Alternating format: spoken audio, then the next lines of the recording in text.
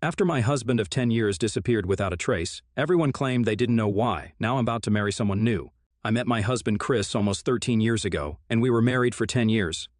In the beginning, we were just friends since we were already in relationships with other people at that time. We kept in touch with each other over the years, and when I broke up with my boyfriend, Chris asked me out quite unexpectedly. Our first date went quite well, and we started seeing each other more frequently. Looking back, our relationship has always been very chaotic and unhealthy from the very beginning. You see, he cheated on me multiple times throughout our relationship. The first incident occurred within a month of us being together. He went away to a hiking camp with his friends, something he does every year. While he was there, he was on some dating site and talked with a much younger girl, where they exchanged inappropriate pictures with each other. I noticed a change in his behavior when he returned, so I asked him about it. He was evasive, so I decided to investigate. This is how I found out that he was cheating with this girl online and saw their messages. I confronted him immediately, and he told me how his friends introduced him to the dating site. He tried to justify it by saying it was just pictures, but I expressed that this was not acceptable to me. We had a conversation about our boundaries, and in the end, I decided not to blow it out of proportion since our relationship was just starting. The second instance was when I discovered that he had continued to maintain contact with his ex-girlfriend throughout the first 4 years of our relationship. She would sometimes reach out to him every time she broke up with a new guy, and instead of blocking her or ignoring her, he would reply to her and try to pacify her. When I confronted him about it, he justified this by claiming he was just giving her harmless advice, so I should not be upset about that. He even went on to say how being friends with an ex is not a big deal. I was shocked to hear this and decided that it was time to talk to a therapist regarding these relationship issues that we were facing. Even though he was at first very opposed to the idea, I convinced him to attend a few sessions with me. It turned out that our communication slowly started to improve, and the relationship saw positive changes as we became even closer and eventually decided to get married in an intimate setting. Every one of our close family and friends attended our happy day. During that time, our relationship felt really good, and we were totally in love with each other. We enjoyed being together and felt content with our connection. We have always split bills from the very beginning, so even after our marriage, we continued to do so.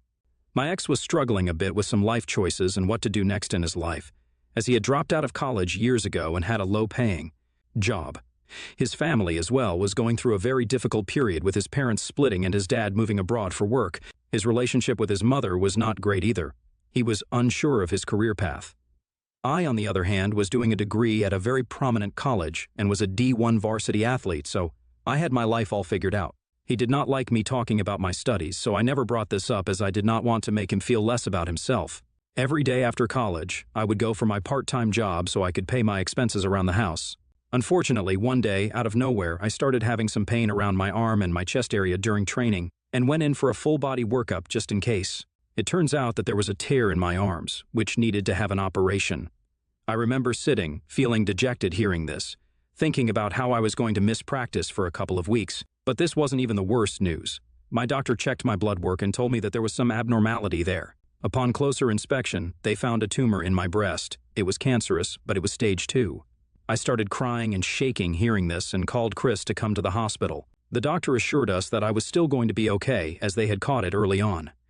The revelation of my cancer diagnosis marked the beginning of a tumultuous chapter in our lives.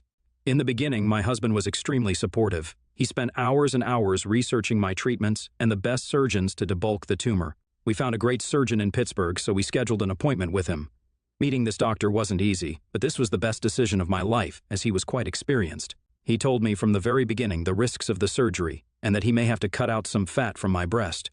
My husband and I both didn't care as long as I was going to be okay.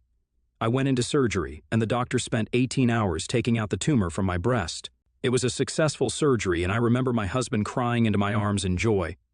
Our happiness was short-lived as 3 weeks later during our weekly test we found the cancer returning. I collapsed in shock as I thought that we had it under control. My husband was proactive and spent countless hours with the doctor, talking to him, coming up with a game plan for my recovery. The treatment journey was arduous, filled with the harsh realities of chemotherapy, surgery, and the emotional toll of facing mortality. The toxic substances coursing through my veins were difficult to live with. During treatments, my husband and I found solace in the simplicity of companionship. Through the nausea, the hair loss, and the moments of despair, he stood by my side, offering solace and unwavering support. Our bonds deepened as we navigated the uncharted waters of sickness together. The surgery to remove the tumor again was a pivotal moment. I was clearly informed by the doctor that this time they would have to remove my entire breast.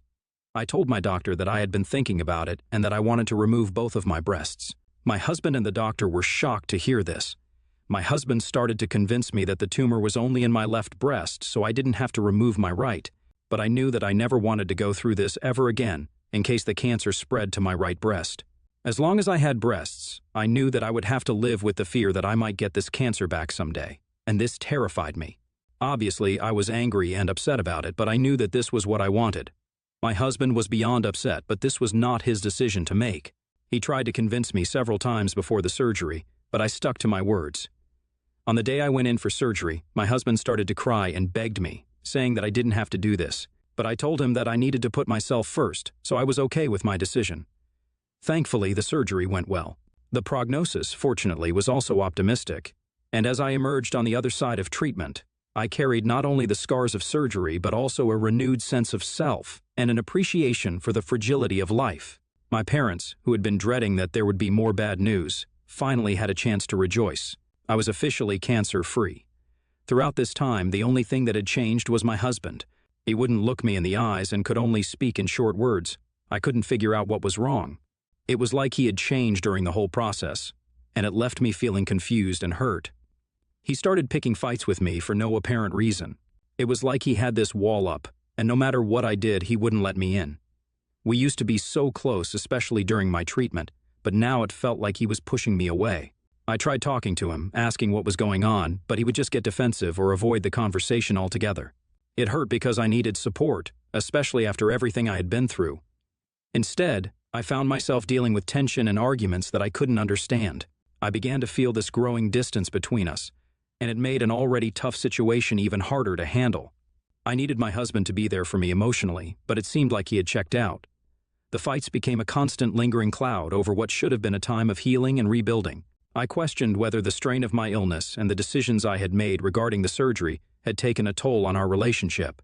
Was he resentful or struggling with his own feelings? Amidst the physical and emotional recovery from surgery, I found myself grappling not only with the aftermath of cancer but also with the strain on our relationship. It was a difficult time, and I couldn't shake the feeling that something had fundamentally changed between us. One night, after we came home drunk, things took a turn for the worse. I could sense the tension in the air as soon as he walked through the door. I looked at him, concerned, and asked if he was okay. Instead of a reassuring response, he just started laughing, a bitter and mocking laughter that echoed through the room. "It's not like you can do anything about it," he said, his words cutting through the air. I was taken aback, not understanding what had triggered such a harsh remark. I persisted, asking him what was wrong, hoping for an explanation that would shed light on the sudden animosity. He continued to laugh, the drunken haze apparent in his eyes. I kept urging him to tell me if something was troubling him, and he finally blurted out something that left me stunned.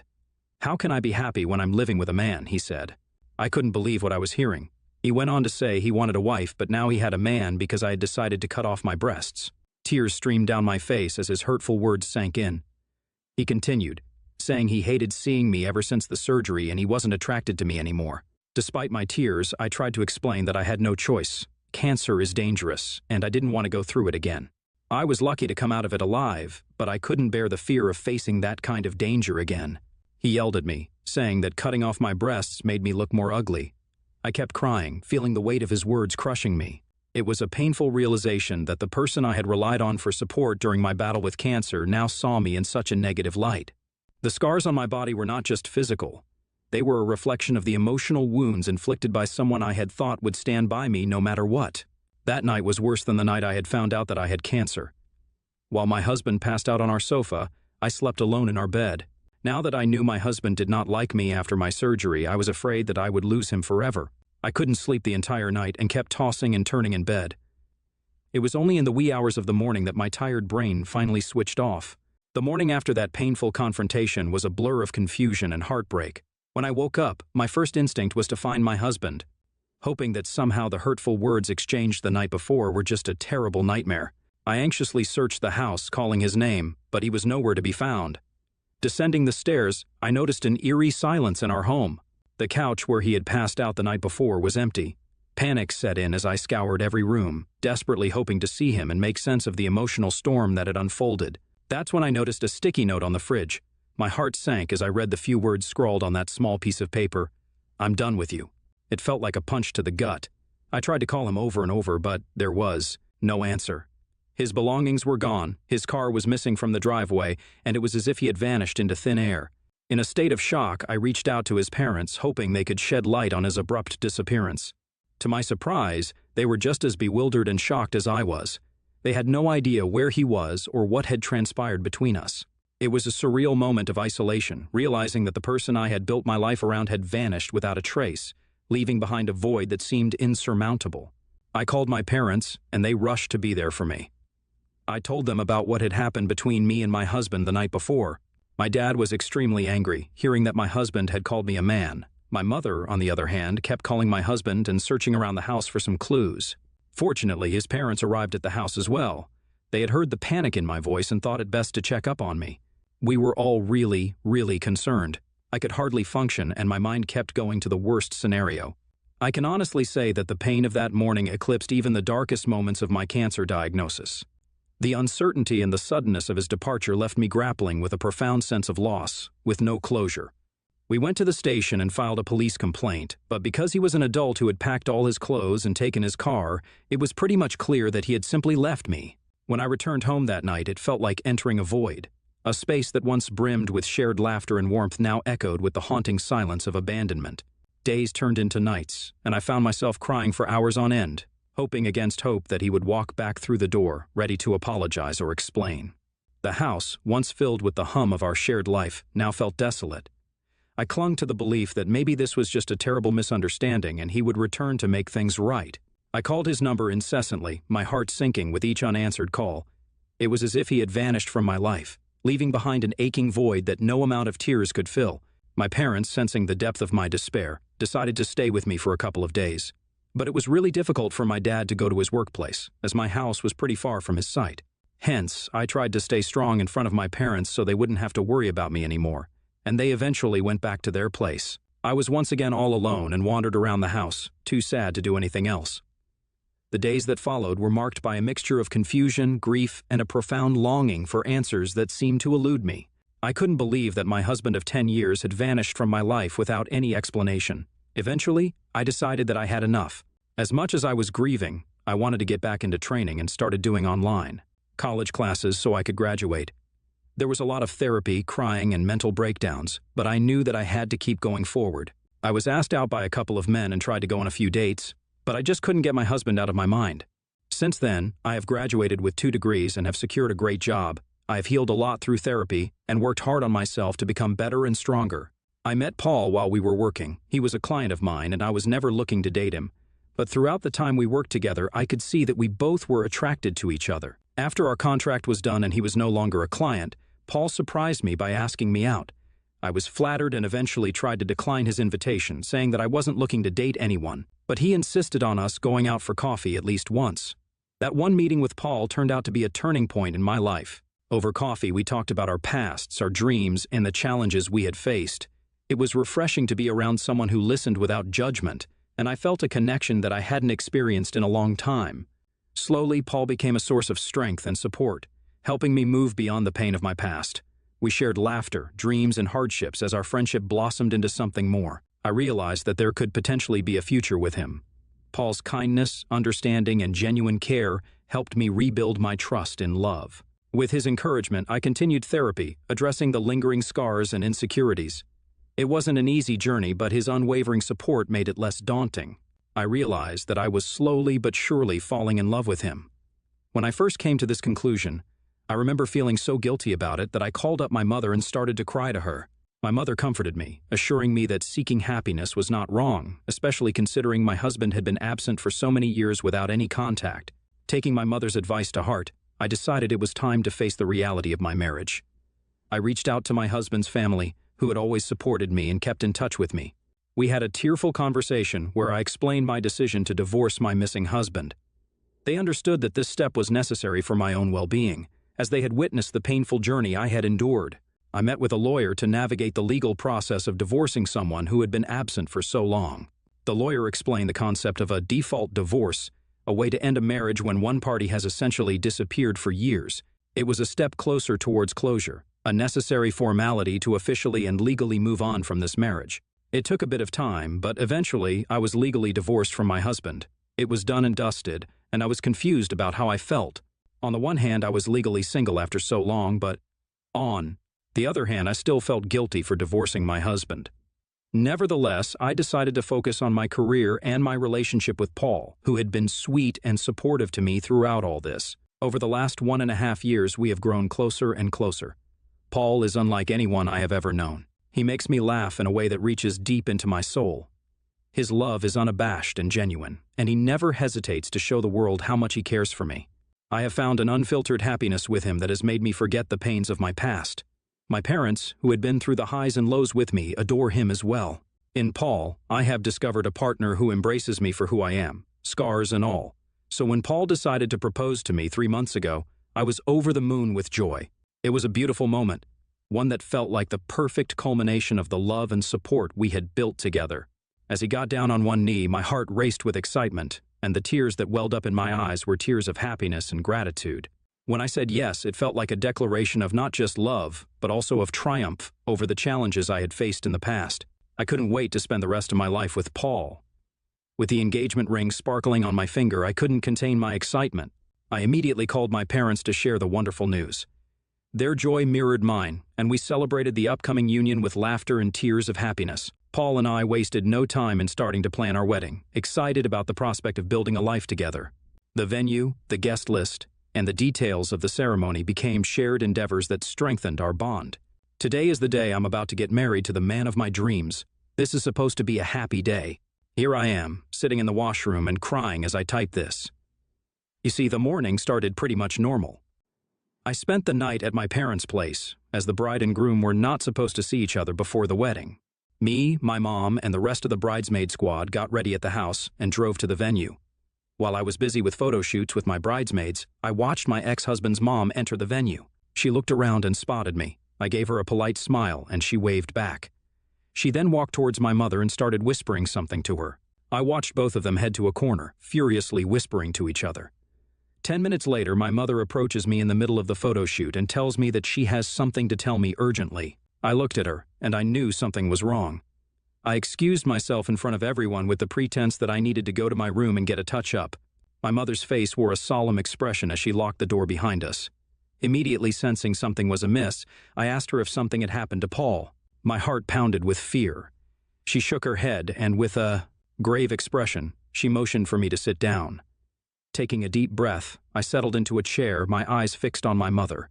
I felt a knot of anxiety forming in my stomach as she began to speak.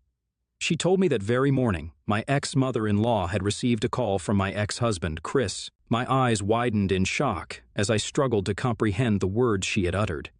My mother continued, saying that, apparently, Chris was alive and well, and he was currently living in Canada and had been concealing his whereabouts from everyone, including his parents. The revelation hit me like a physical blow.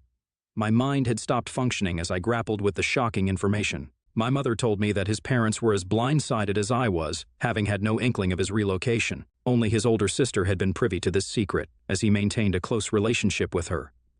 The reason Chris reached out to his parents was because he had found out I was getting married and wanted to tell me the truth. He had apparently tried to call me several times, but my number had changed over the years. So then he tried to call my mother, who had left her phone back home. As a last attempt to reach me, he had called his parents and told them the truth. Understandably, his parents are furious at him for vanishing from everyone's lives without a trace or an explanation. His mother had begrudgingly approached my mother and told her the truth, for she felt I needed to know everything before getting married, just in case. Hearing the news, I felt a lot of emotions, disbelief, anger, and a strange sense of relief that my ex-husband was alive.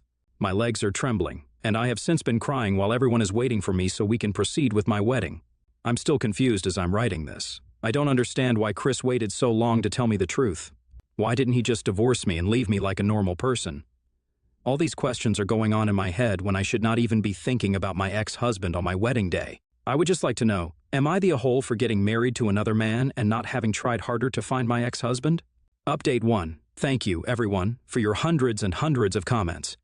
I guess pretty much everyone agrees that I'm not the a-hole here. Despite some of your speculations, I did go through with my marriage with Paul, obviously, as I was completely in love with him, and no one can stand in our way. Paul knows by now about Chris reaching out, and he is as perplexed as me. When I was writing this post last week, I was feeling a lot of emotions. Hence, in the heat of the moment, I was a bit confused and wanted to know if I did something wrong. I understand now, with a clearer mind after reading all your comments and talking to my family, that I don't have to spend another moment feeling guilty about Chris. I'm glad that I have moved on to a much healthier relationship with my now husband, Paul, and we are very happy.